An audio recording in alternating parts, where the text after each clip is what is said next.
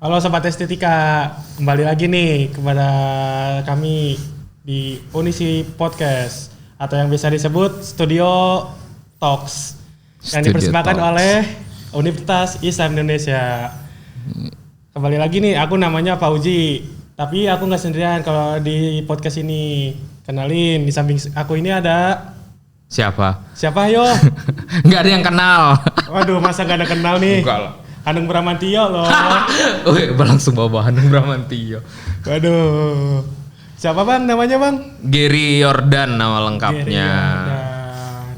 Mungkin bisa perkenalkan diri secara lengkapnya bang. Kerja di mana saat ini? Terus berkecimpung di mana?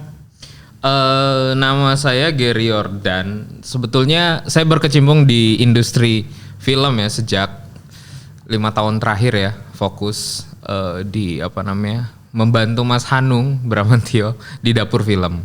Di dapur film. Ya memproduksi film-film seperti Habibie Ainun, Bumi Manusia, terus ya film-film yang pernah kalian tonton lah. Wah keren sekali kawan. Enggak lah, biasa aja. Cuman sekarang aku lagi buka studio sekaligus promosi ya. Jadi aku juga ada studio podcast. Jadi kalau misalnya mau sewa bisa. Tapi buat UI gratis. Aduh, segala dibilang nih. Ya namanya promo pak. Ya mungkin kenapa kita bikin podcast kali ini, tadi udah disindir halus sama Bang Gary. Mungkin Bang Gary dari dunia perfilman, dan kebetulan juga nih di akhir bulan ini atau lebih tepatnya di tanggal 30 Maret kita ada memperingati Hari Film Nasional yang ke-72. Jadi kita udah peringati hari film itu yang udah ke-72. Nah, jangan grogi dong. Aduh, santai dong. Ketahuan lagi grogi nih. Santai aja. Nah, yaudah Bang. Daripada banyak basa-basi kali ya, pengen kita nanya aja langsung dah. Mungkin apa? Bang Gary udah biasa berkecimpung di dunia filman, jadi sedikit banyak tahulah tentang film itu gimana. Tahu dikit lah. Ya, apa pertanyaanmu apa? Kan tahun 2019 nih menjadi tahun harapan baru bagi perfilman di Indonesia semenjak adanya dunia digital yang lebih pesat. Nah, menurut Bang Gary sendiri nih, apa sih yang menurut Bang Gary sendiri? Oh, sendiri. Apa sih yang membedakan berbagai karya film di Indonesia di tahun 2019 dengan tahun sebelumnya itu? Kalau bicara tentang kualitasnya gimana sih menurut Bang Gary itu? Kayak misalkan film Indonesia udah kayak film India atau apa, atau lebih dari film Hollywood di mana? Sebenarnya begini, Fauzan nih. Fauzi. Sebenarnya begini ya. Film Indonesia ketika mulai dari 2016, 2017 hingga 2019 itu sangat bervariatif. Maksudnya tiba-tiba ada Warkop DKI yang masih menjadi nomor 1 dengan kalau nggak salah 9 juta penonton ya. Terus Dilan nomor 2, Dilan Milea 90 itu 6 juta atau 7 juta aku lupa. Jadi belum pernah ada dalam sejarah Indonesia penonton Indonesia setinggi itu di tahun-tahun 2018-2019, dan itu kan sebuah formula baru yang ditemukan oleh filmmaker senior yang bisa ternyata komedi dan cinta masih menjadi nomor 1 itu. Jadi kalau pertanyaanmu bagaimana di 2009? 2009 tuh hanya goals dari 2016, 17, 18, 2019. Dan sebetulnya kebangkitan film Indonesia kan dimulai dari tahun 2000. Kamu udah lahir belum tahun 2000? Masih kecebong ya. Tahun 2000 itu dimulai dari Petualangan Sherina tahun 2000. Kalau udah nonton Petualangan Sherina dari Riri Riza dan Mira Lesmana, dia yang memulai semuanya, hingga dari tahun 2000 muncullah sutradara-sutradara film, produser-produser sampai 2019 itu. 2020 semuanya berubah. Tadi kan Bang Gary pernah bilang nih kayak genre yang masih favorit di Indonesia itu percintaan dan komedi. Waktu itu. Waktu itu. Karena tahun itu kan nomor 1 kan Warkop. Artinya di tahun itu mood penonton itu lagi pengen tertawa, lagi komedi. Tapi bisa aja kan Bang, kalau waktu itu juga kan kita film horor. Mungkin Pengabdi Setan atau apa kan penontonnya juga lebih banyak. Apakah itu kayak prestasi sendiri juga bagi sutradara-sutradara senior yang memproduksi film horor, gara-gara penontonnya itu paling banyak ya di itu Pengabdi Setan. Enggak, gini. Film horor itu selalu akan ada peminatnya. Jadi kenapa? Karena orang Indonesia itu senang ditakut-takuti. Mayoritas orang Indonesia itu senang ditakut-takuti. Jadi sampai kapanpun, kalau misalnya kamu jadi pembuat film, kamu bikin film horor, tetap akan ada yang nonton. Kecuali misalnya kamu bikin film tentang saintis ya, segmented. Jadi Joko Anwar, menurutku ya, nih Mas Joko Anwar membuat Pengabdi Setan itu sangat cerdas, maksudnya dia mempackage Pengabdi Setan dengan baik gitu dibanding horor-horor yang sebelumnya ya, yang kayak apa namanya, yang berbau seks dan lain-lain itu sih. Tapi bisa bersaing gak sih Bang sama yang film Conjuring? Boleh minum gak nih? Boleh, boleh. Kita santai kok. Oh santai. Tapi kamu yang gak santai. Makanya. Padahal aku santai nih. Gimana?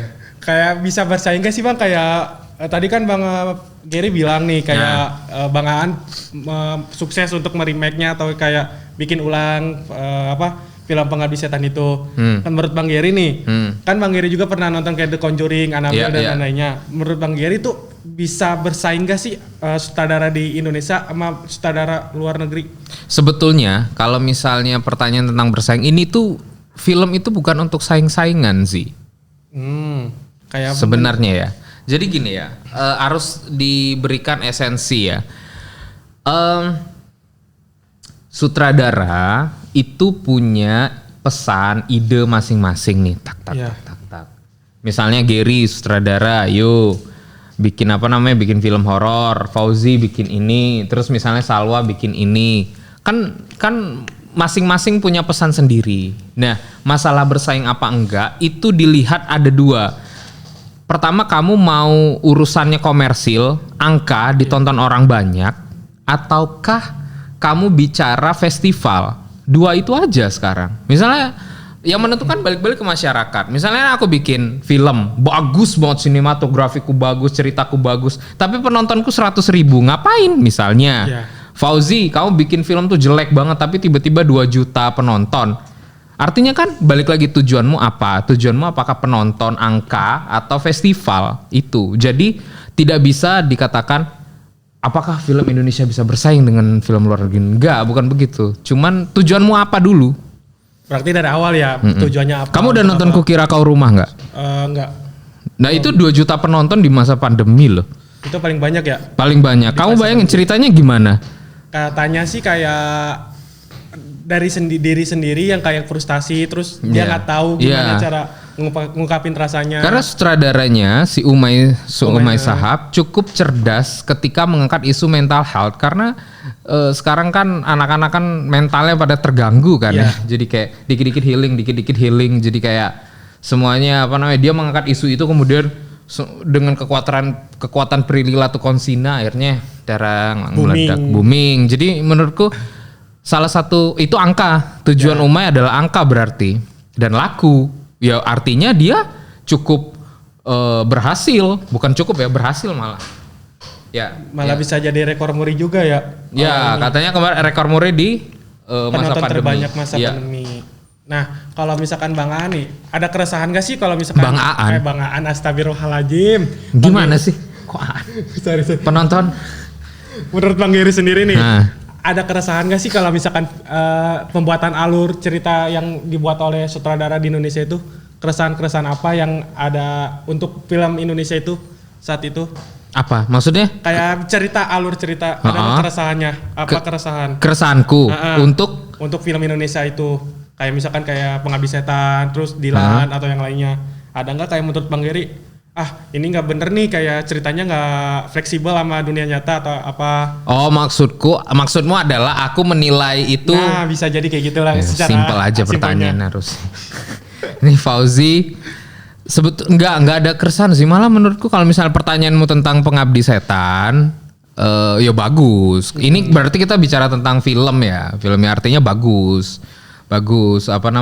Dia bisa meremake. Dulu kan film itu berhasil di tahun 80-an. Kemudian dia bikin lagi di tahun 2000 berapa sih? Lupa kok, 2000 Pengabdi Setan 2017 2017 2018. Ya sekitar segitu Mas. Oh, nah, Lupa. di antara itu dan berhasil. Jarang ada orang yang meremake film 2 kali dan berhasil tuh jarang ada. Artinya memang ya Joko Anwar menyajikannya dengan bagus dan penontonnya banyak. Dan kalau misalnya Dilan, pertanyaanmu tentang film Dilan, aku baru menyadari ternyata kalian nonton Dilan semua kan? Pernah nonton. Nonton semua enggak?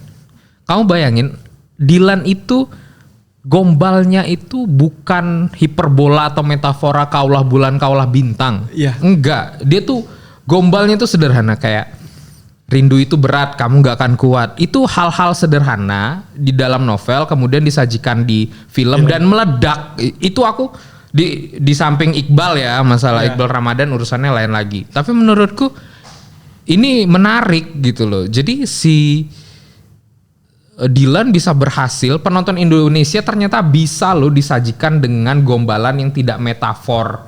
Misalnya metafor itu seperti apa, kayak misalnya orang India bilang aku cinta kamu aja harus nari-nari dulu. Nari-nari, lari-lari, selendang, lempar segala macam. Pakai CGI ya Mas? Iya kayak gitu-gitu. Sedangkan Dilan enggak, Dilan itu cukup siapa yang ganggu Milea orang itu akan hilang ya, itu kan permainan kata-kata, ternyata ada loh dan itu 7 juta 6-7 juta gitu. Nah kalau misalkan ngeliat prestasi-prestasi yang udah dicorekan sama sutradara Indonesia, apakah masih bisa menyaingi Mas sama sutradara luar? Menyaingi? Ya, prestasi-prestasinya kayak bisa masuk kayak apa yang di luar itu? Apa? Aduh. Halo, apa? Apa ya? Namanya tuh lupa loh. Nama festivalnya ya, maksudmu? Gini, sebetulnya begini si Fauzi. Kayaknya kata-kata menyaingi itu harus diubah deh, karena film itu karya. Dan ketika misalnya karyamu dibanding-bandingin tuh gimana gitu rasanya. Jadi menurutku adalah kalau misalnya pertanyaanmu bisa tidak film Indonesia masuk ke Oscar? Itu Oscar. Itu kan maksudmu? Oscar kan. Bisa tidak film Indonesia? Bisa. Ada sedang diupayakan. Tapi memang butuh dorongan dari pemerintah. Itu poinnya. Berarti kurang dorongan ya ibaratnya dari pemerintah. Ya, dorongnya tuh masih sendet-sendet. Iya. Gitulah kurang lebih.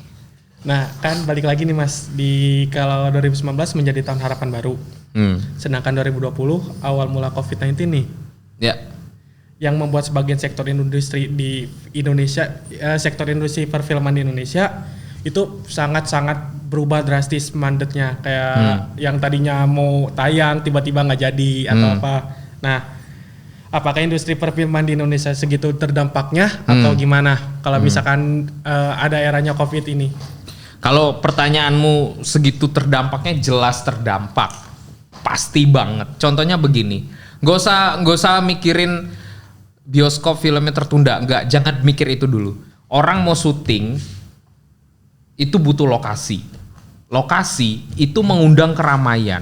Yeah. Sedangkan COVID kita tidak boleh mengundang keramaian. Ngumpul 3-4 orang aja bisa diusir.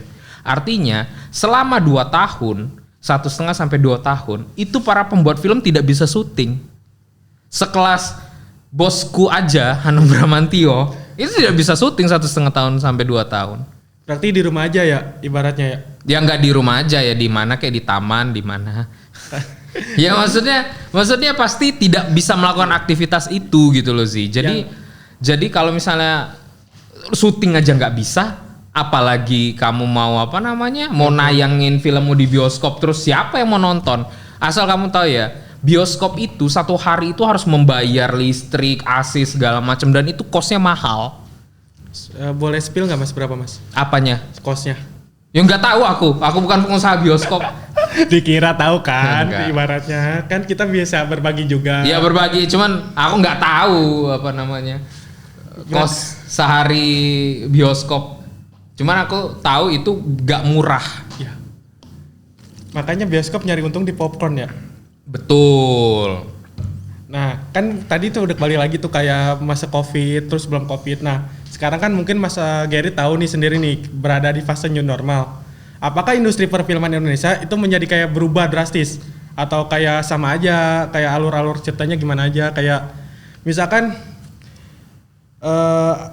ada perkembangan lain nggak sih, ada atau modifikasi lagi selain dari yang sebelum Covid itu? Oke, aku tanya balik. Kamu waktu 2 tahun terakhir kemarin tidak nonton bioskop, kamu nontonnya di mana? Netflix. Nah, itu jawabannya. Oh, berarti bioskop online ya? Iya. Oke. Jadi, poinnya adalah begini. Para filmmaker mengubah mindset. Oke, kita nggak bisa syuting untuk bioskop, artinya apa? Kita bikin series di mana, di WeTV, di Netflix atau di mana platform OTT yang mana dengan keterbatasan. Contoh lokasi misalnya, kita udah nggak bisa tuh syuting di tengah jalan keramaian segala macam lah, Covid kok. Artinya kita ubah, oh ya di rumah, di mana di ruang indoor itu diubah, dipikir supaya kita bisa tetap syuting, tetap bisa hidup. Dan itu bisa jadi booming nggak kayak film Ernest Prakasa kayak Cek Toko Sebelah The Series atau yang baru-baru ini kayak. Kalau masalah booming atau tidak itu bonus. Misalnya layangan putus atau apa itu hanya bonus. Poinnya adalah begini dari pertanyaanmu. Para filmmaker ketika memasukin 2020 itu tidak bisa syuting. Kamu bayangin itu ya, kita tidak punya mata pencarian. Kalau misalnya mata pencarian kita hanya dari film ya, akhirnya kita mengubah mindset kepala agar kita tetap bisa syuting. Dan ya udah, yang bisa kita berikan adalah nonton di WeTV, Netflix atau platform-platform bioskop online. Itu yang bisa dilakukan selama 2 tahun. Tapi efeknya baik, membuat para filmmaker dan produser mikir lebih apa namanya? Lebih kreatif karena dibatasi kan. Orang ketika dibatasi, ditekan, otaknya itu bakal lebih kreatif. Mikir. Lebih kayak mau nggak mau kita harus bekerja terus untuk menghidupi keluarga sendiri. Ya itu pasti. Maksudnya lebih kayak kita harus cari jalan nih agar bla bla bla bla bla bla gitu. Oke. Nah, melihat dari industri perfilman ini sendiri makin maju nih Mas. Mungkin ya Mas Gary ngelihat sendiri gimana industri perfilman Indonesia mulai dari nol sampai sekarang kayak bertahap-tahap itu makin sukses, makin maju nih. Indikator maju versimu apa? Mungkin dari saya penontonnya paling banyak, masih udah makin pesat lah perkembangannya, kayak makin banyak atau makin disukai perfilman Indonesia. Kayak biasanya waktu itu kan kayak yang aku ngeliat ya, masyarakat Indonesia itu pengen nonton film luar aja deh yang jelas, apalagi film horor. Mungkin kayak gitu kan ibaratnya. Menurut Mas Gary sendiri dari sisi SDM dan teknologinya, apakah untuk produksi karya film di Indonesia sudah sangat memadai, Mas? Nah, gini, bentar. Tapi sebelum itu, maju dalam arti begini. Kenapa kita itu negara kita itu belum 100 tahun. Ya. Kita baru dari tahun 45 sampai 2022. Kalau misal 100 tahun artinya sampai 2045. Yang mana industri perfilman itu belum sesettle itu. Bangkit aja dari tahun 2000. Artinya umurnya baru berapa? 22 tahun kan. Nah, maju itu adalah ada sedikit tawaran dari produser dan filmmaker untuk membuat cerita-cerita yang menarik. Ya bisa. Kenapa India bisa dikatakan Bollywood, Amerika dikatakan Hollywood? Karena mereka tuh sudah industri. Jadi kamu kalau misal ke India ya, kamu itu setiap 10 meter ngeliat orang syuting. 10 meter syuting. Jadi di India itu ngeliat orang syuting itu kayak ngeliat orang dagang sompai gitu loh, kayak biasa gitu. Nah, Indonesia kan kalau ngeliat orang ngeliat syuting video aja, ngapain? Rame-rame, kayak tertarik untuk masuk ke frame. Iya, karena belum biasa. Jadi artinya begini, dikatakan maju adalah sekarang sudah banyak variatif film. Dulu belum banyak.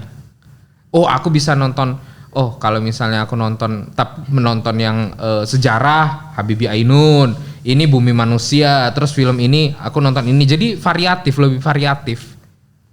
Tingkat kualitas yang meningkat lah karena seiring berjalannya waktu. Tapi perlu diingat, kita baru bangkit dari tahun 2000, 2000 baru 20 tahun. Jadi masih muda. Berkembang ibaratnya. Nah, masih terus mencari formula yang terbaik. Berarti menurut Mas Gary sendiri lebih variatif ya kalau sekarang ini? Lebih variatif. Terus pertanyaannya adalah SDM dan teknologi kan. Iya. Begini, apa namanya? Kalau teknologi artinya alat, ya kan? Alat. Orang Indonesia itu banyak kok yang udah bisa pakai kamera mahal segala macam karena mereka mendapatkan sertifikasi tertentu dari merek brand itu di luar negeri. Masalahnya sekarang SDM-nya yang kurang banyak. Sutradara di Indonesia masih sedikit, DP Director of Photography masih sedikit, artistik masih sedikit. Jadi kalau misalnya kamu melihat filmmaker Indonesia dia lagi Reza Radian Reza lagi ya Bunga Citra Lestari lagi. Nah maksudnya masih itu saja, artinya aktor masih sedikit, aktor yang potensial. Kalau misalnya bisa dikatakan bukan sekolah film ya, dikatakan maju sekali, itu melihat sekolah film itu kayak ngelihat kampus-kampus ekonomi bertebaran di mana-mana. Sekolah film tuh bisa dihitung dengan jari kok. Di Sumatera aja cuma diisi Padang. Terus di Kalimantan aku nggak tahu. Nggak ada kayaknya bang. Sulawesi kayaknya ada.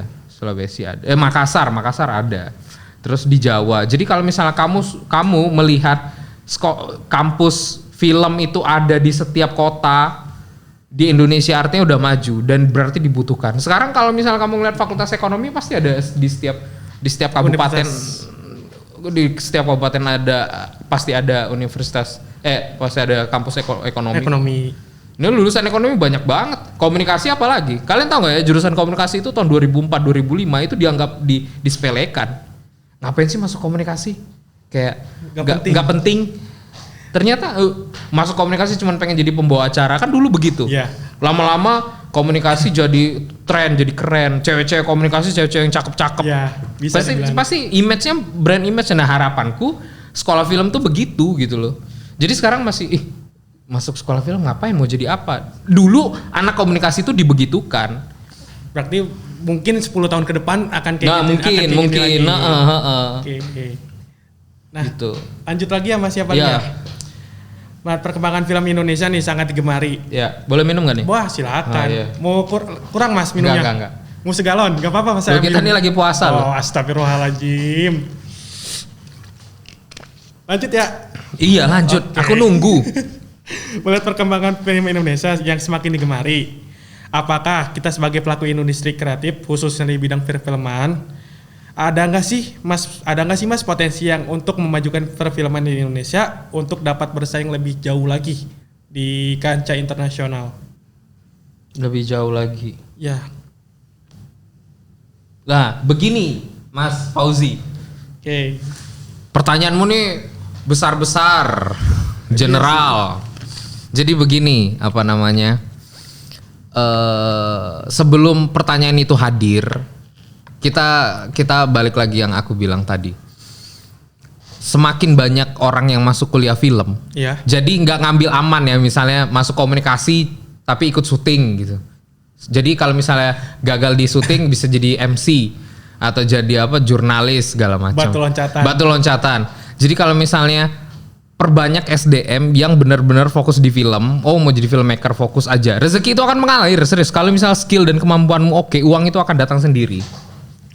Berarti kayak ikutin alurnya aja. Nggak ikutin alurnya, kamu tak jewer. Ya terus gimana? Ya nggak ngikutin alurnya, tapi di apa namanya, distrategikan. Kayak direncanakan. Iya, diplankan gitu. Jadi apa namanya? Apa pertanyaanmu tadi, lupa aku. Apakah kita sebagai pelaku industri kreatif bisa bersaing lebih lagi? Bisa, pasti bisa. Banyak kok. Sekarang udah keren-keren banget. Cuman apa namanya? Festival dunia itu biasanya jarang ada membuat film yang komersil misalnya. Maksudnya kayak bedanya film komersil dan festival adalah kalau festival itu eksploratif, mengeksplor. Kayak sekarang kan yang di Jogja mungkin Mas Gary sendiri tahu kayak JAV atau apa ya? JAV itu festival film bukan, JAV itu festival film. Tapi film komersil bisa di situ kok. Ernest Prakasa kan bisa di situ. Tapi itu bentuknya kayak festival ya? Festival. Okay. Jadi maksudku adalah komersil dan festival lebih eksploratif, sedangkan komersil itu misalnya contohnya sederhana begini, film komersil cowok nembak cewek itu harus jelas di kamera, aku sayang sama kamu gak jadi pacarku, itu harus jelas. Kalau misalnya festival eksploratif, misalnya menyatakan cinta, misalnya ditaruh di pesan, di surat atau di mana. Jadi mengeksplor, tugasnya tuh menggali untuk wah kayaknya ini berhasil nggak ya? Oh ya mengeksplor.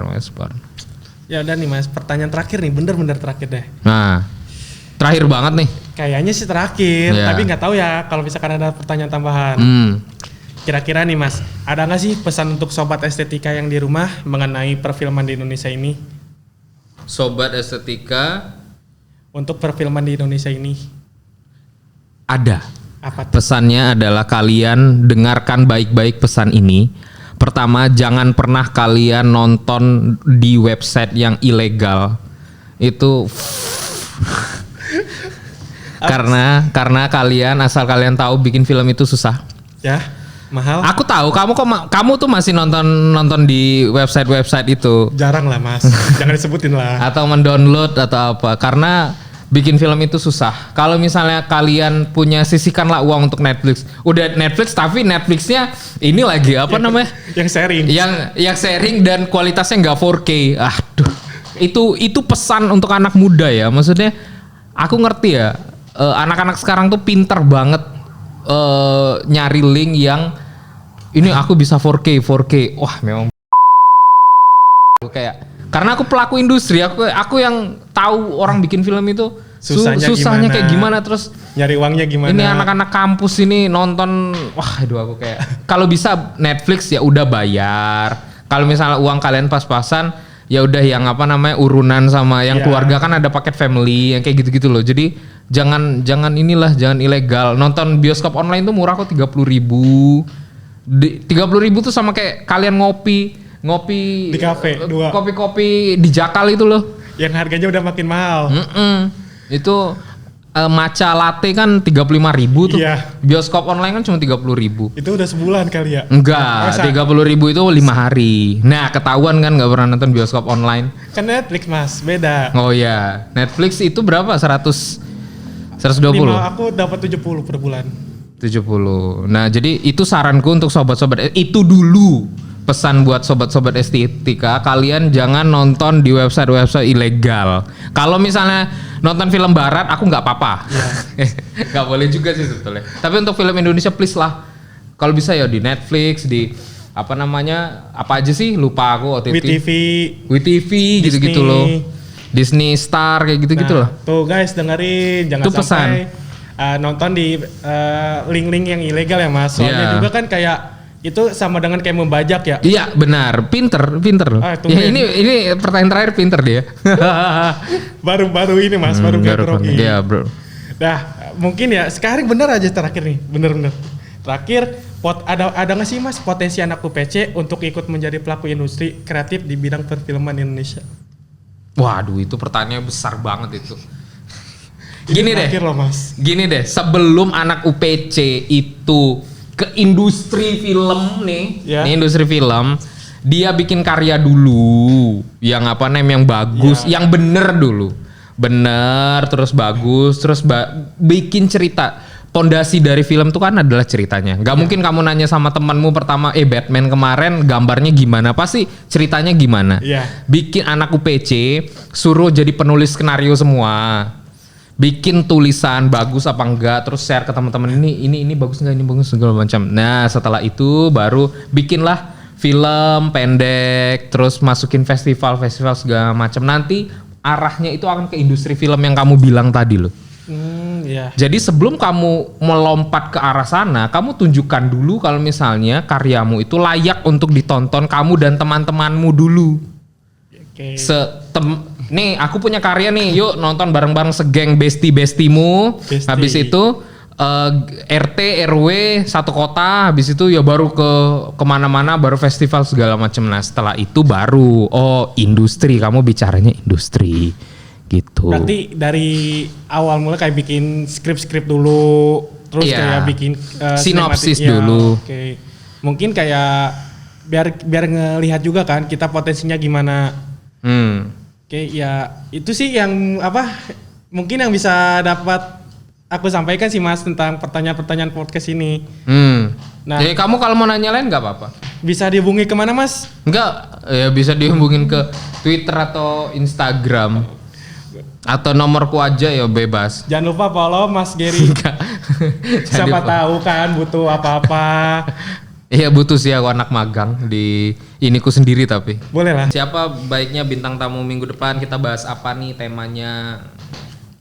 Ya mungkin ya itu aja sih yang bisa di episode ini yang bisa kami tampilkan kali ya. Mungkin ada sobat-sobat estetika lain kayak ada saran untuk bintang tamunya apa sih untuk episode kemudian atau kayak tema-temanya apa lagi untuk Studio Talk ini kali ini. Sebelumnya saya ucapkan terima kasih kepada Mas Gary. Ya, sama-sama. Makasih Yunisi. atas Salam ini. dari Binjai. Jogja. Makasih. Ini dong, bro. Makasih atas informasi yang cukup yang bagus banget, malah kayak kita bisa sharing-sharing tentang perfilman Indonesia gimana atau apa. Ya cukup. Wabillahi taufiq wal hidayah. Wassalamualaikum warahmatullahi wabarakatuh. Waalaikumsalam warahmatullahi.